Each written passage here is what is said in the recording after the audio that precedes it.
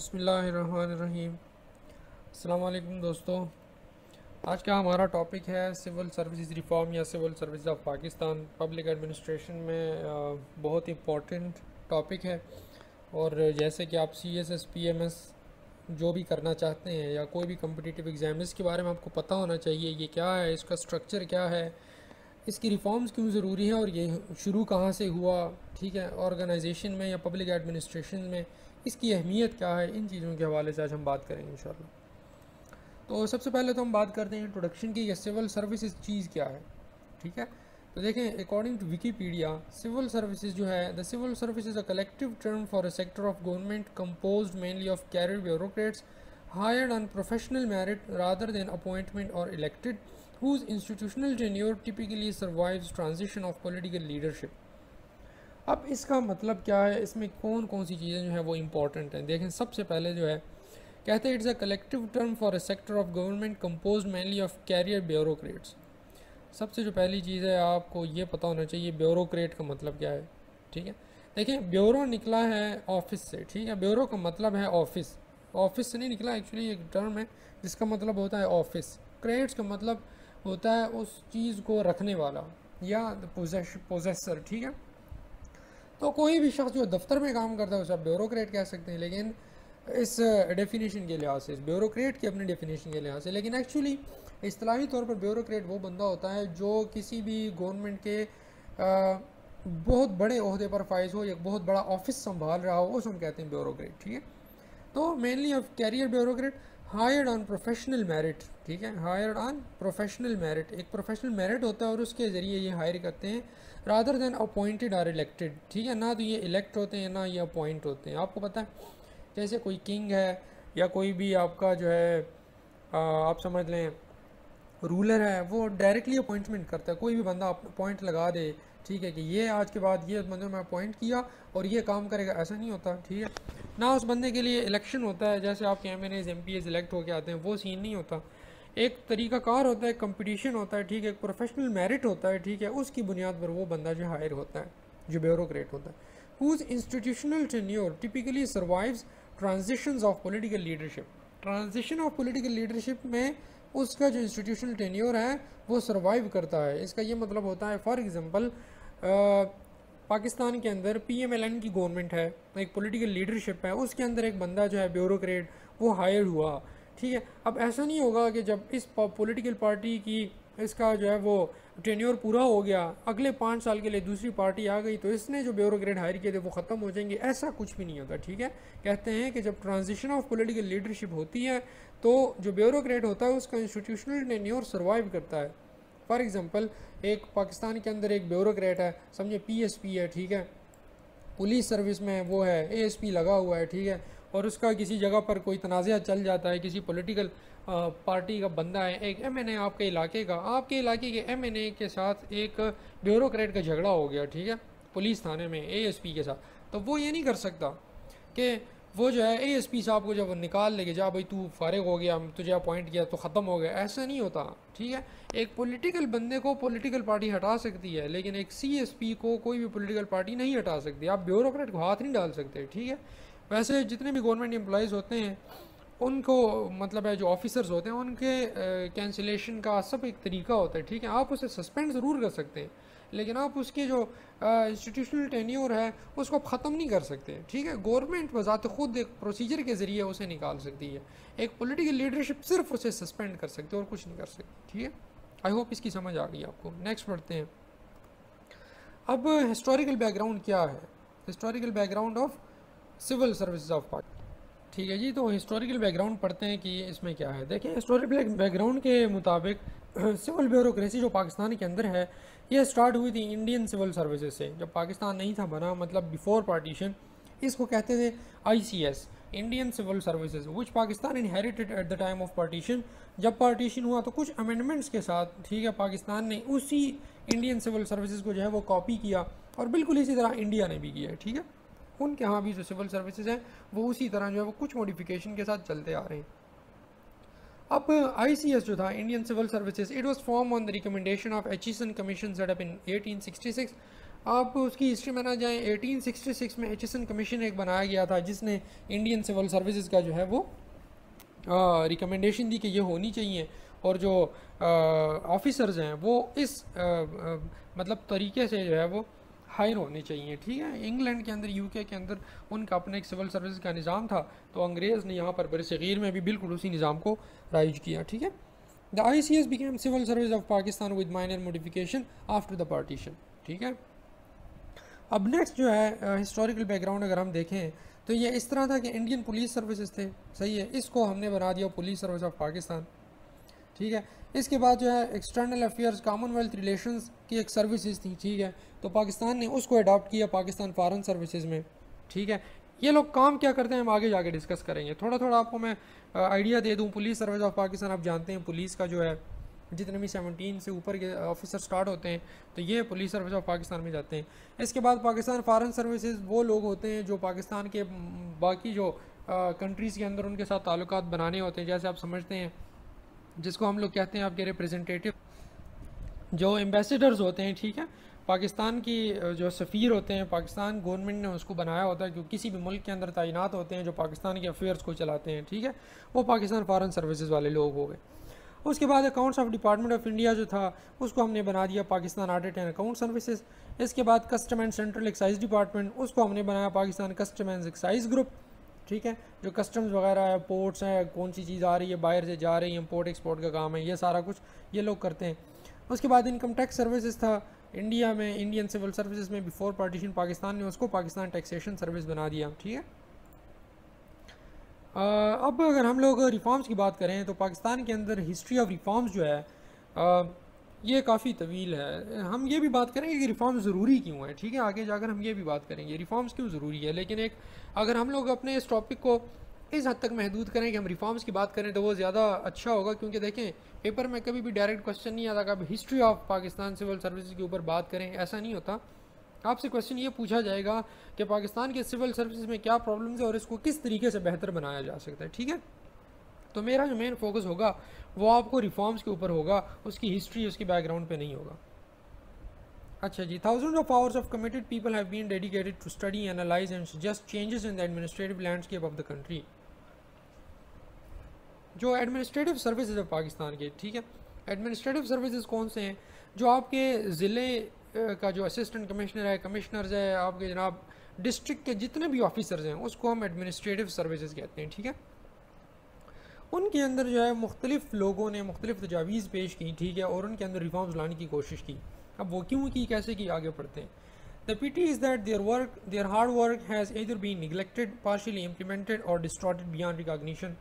जिन लोगों ने रिफॉर्म्स लाने की कोशिश की उनके साथ ये जुल्म हुआ कि उनके जो काम को निगलेक्ट किया गया या आधा इम्प्लीमेंट किया गया आधा नहीं किया। इस तरह के मुख्तलिफ मसाइल जो हैं वो शुरू से पेश आते रहे। In 1948, the Central Legislative Assembly appointed a committee under the chairmanship of Sir Victor Turner to review the organization and structure of the ministries and departments of the Government of Pakistan। 1948 में पाकिस्तान बनने के एक साल बाद जो civil services Pakistan की बनी उसके अंदर थोड़ी बहुत मॉडिफिकेशन करने के लिए कमेटी बनाई गई, जिसकी चेयरमैनशिप दी गई है अंग्रेज़ से विक्टर टर्नर। इनको दी गई थी कि पाकिस्तान की जो मिनिस्ट्रीज़ हैं या और जो गवर्नमेंट ऑफ पाकिस्तान के डिपार्टमेंट्स हैं उनमें उनके अंदर थोड़ी बहुत तब्दीलियाँ की जाएँ और ऑर्गेनाइजेशंस को जो है वो स्ट्रक्चर दिया जाए। ठीक है, उसके बाद जनाब जुल्फ़िकार अली भुट्टो साहब ने क्या किया, उन्होंने एक एडमिनिस्ट्रेटिव रिफॉर्म ऑफ 1973 जो है उसको प्रेजेंट किया गया। ठीक है, to curb power and autonomy of the civil bureaucracy.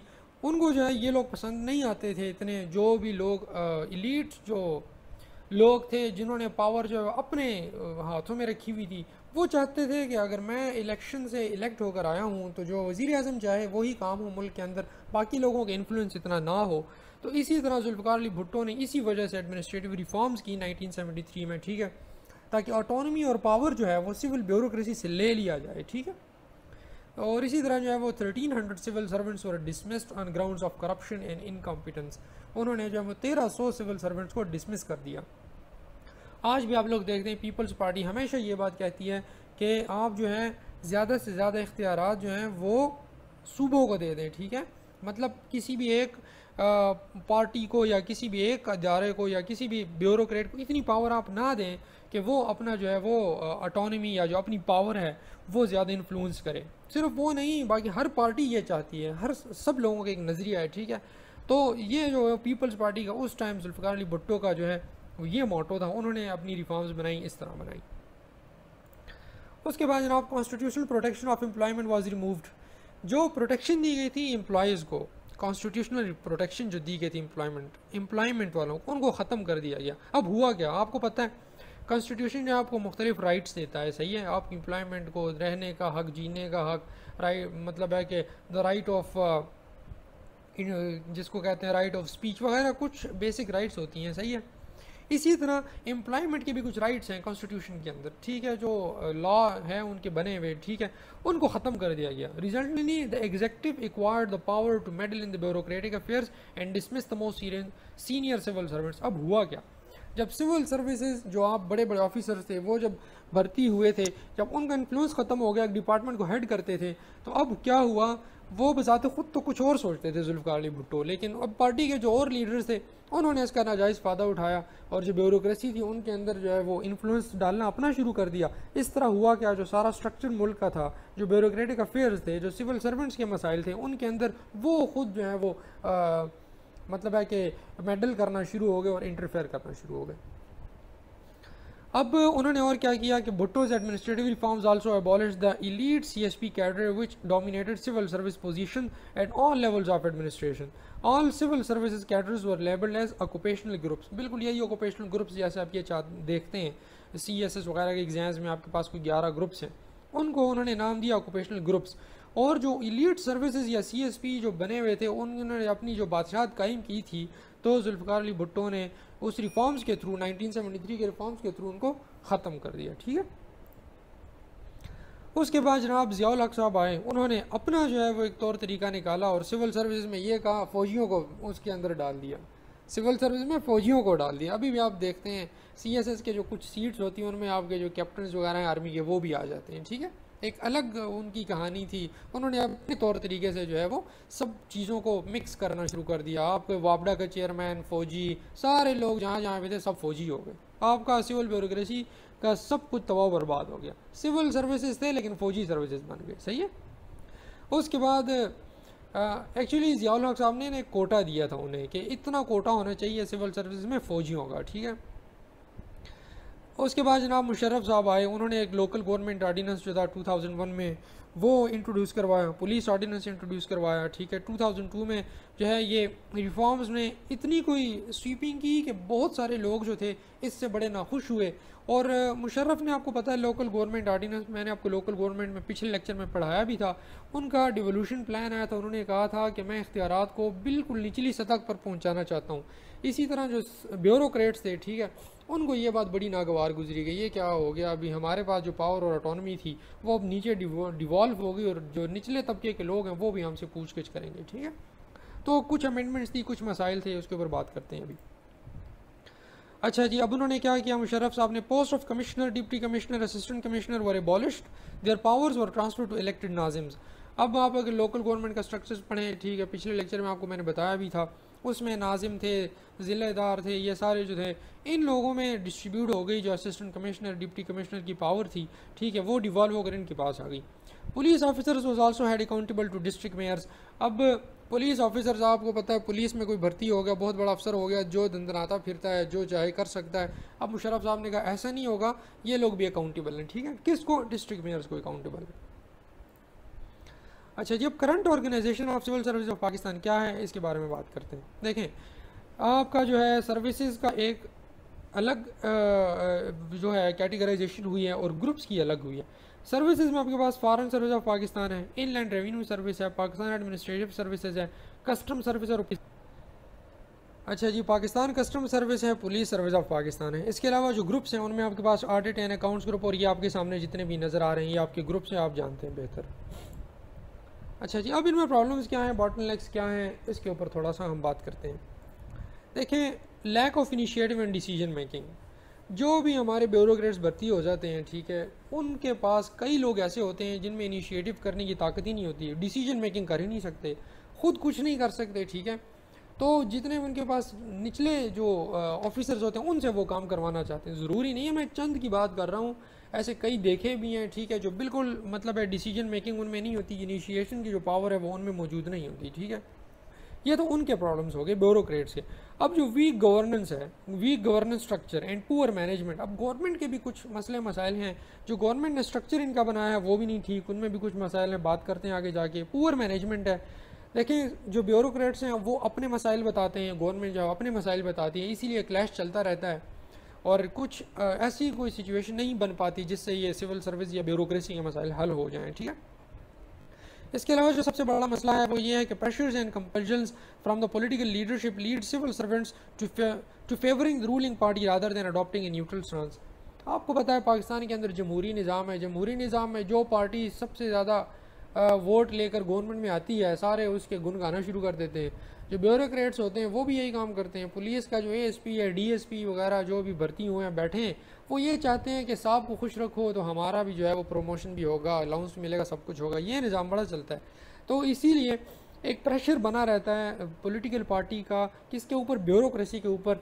और होता यही है कि एक ऑफिसर, अगर ईमानदार ऑफिसर आपके इलाके में पुलिस में आ गया है, ठीक, और वो जराइम का ख़त्मा करना चाहता है, तो जो जुर्म कर रहा होता है वो किसी पॉलिटिकल पार्टी का अगर रिश्तेदार हो तो पॉलिटिकल पार्टी उस बंदे को प्रेशराइज करती है और उसका ट्रांसफ़र करा देती है किसी और दूर दराज इलाके में।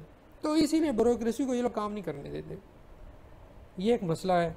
इसके अलावा lack of will to devolve power at the local level, centralise power system. आप जैसे मैंने बताया कि जो ब्यूरोक्रेट्स हैं वो भी ये नहीं चाहते कि उनके पास जो पावर अथॉरिटी, जो कहते हैं हम सीएसएस करके आए हैं, ठीक है, इतनी मेहनत की है, सीएसएस अफसर बन गए, तो हमारी जो पावर है ये हमसे जाए और नीचे नाजिम वगैरह और जो डिवॉल्व अथॉरिटीज़ हैं उनके पास चली जाए, वो ये नहीं चाहते। अब rapid transfers of civil servant, सबसे बड़ा मसला, जो सबसे बड़ा गिला जो सिविल सर्विसेज वाले करते हैं वो ये करते हैं कि उनका ट्रांसफ़र बहुत जल्दी होता है, ठीक है। Particularly in police and district administration, due to the politicians of the area has resulted in lack of will to implement right decisions। जैसे अभी थोड़ी देर पहले आपको मैंने बताया कि जो पुलिस के लोग होते हैं या जो आपके डिस्ट्रिक्ट एडमिनिस्ट्रेटिव के लोग होते हैं, कमिश्नर्स वगैरह होते हैं, क्योंकि पूरे ज़िला का कंट्रोल उनके पास होता है, तो अगर वो पुलिस वाले किसी भी ऐसे बंदे के ऊपर रेड करते हैं जो किसी पॉलिटिकल पार्टी से ताल्लुक़ रखता है, तो वो प्रेशराइज करके उस पुलिस वाले अफसर की छुट्टी करा देता है, उसकी ट्रांसफ़र करा देता है। इसी तरह अगर कमिश्नर साहब हैं वो किसी जगह पर जाकर कोई मसला हल करने की कोशिश करते हैं, तो पॉलिटिकल लीडरशिप इतनी स्ट्रांग होती है, अपने इन्फ्लुएंस से असिस्टेंट कमिश्नर को उस जगह से उठाकर दूसरी जगह ट्रांसफ़र कर देते हैं। तो ये बहुत बड़ा गिला करते हैं ये जो हमारे CSPs हैं, वो कहते हैं कि जी हमारा जो रैपिड ट्रांसफ़र है ये बहुत बड़ा मसला है हमारा। अच्छा जी, वाई रिफॉर्म्स आर नीडेड, तो ये हम लोग इंशाल्लाह नेक्स्ट वीडियो में डिस्कस करेंगे। आपको अगर इस वीडियो के अंदर किसी भी बात की समझ नहीं है, आप मुझसे कमेंट सेक्शन में पूछ सकते हैं, ठीक है। और अगर समझ आ गई है तो आप लाइक करें, कमेंट करें और अपने दोस्तों के साथ शेयर करें। और इंशाल्लाह मज़ीद वीडियोज़ आपके लिए मैं लाता रहूँगा। नेक्स्ट वीडियो में हम ये डिस्कस करेंगे कि सिविल सर्विसेज की रिफॉर्म ज़रूरी क्यों है। कुछ चीज़ें आपको पता चल गई हैं, ठीक है, और कुछ मज़ीद इंशाल्लाह हम बात करेंगे इसके ऊपर। तब तक के लिए अपना ख्याल रखिए।